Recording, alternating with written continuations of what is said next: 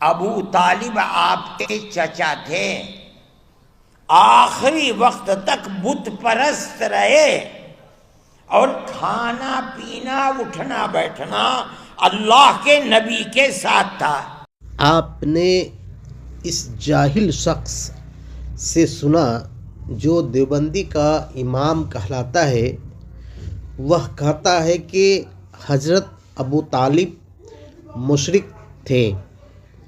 یہ بات حق ہے کہ حضرت ابو طالب نے دین محمدی کو قبول نہ کیا تھا، مگر آپ نے اور آپ کے والد عبد المطلب اور آپ کے کل بھائیوں نے کبھی بت پرستی نہیں کیا۔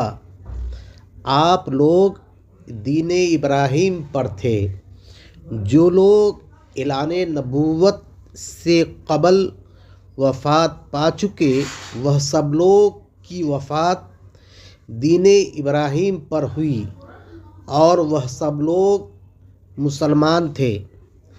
حضرت ابو طالب کی وفات اعلان نبوت کے بعد ہوئی، اور وہ دین محمدی پر نہ تھے، اور اس وقت دین ابراہیم منسوخ ہو چکی تھی، اس لیے ان کی موت کفر پر ہوئی، اور آپ صرف کافر تھے، مشرک نہ تھے۔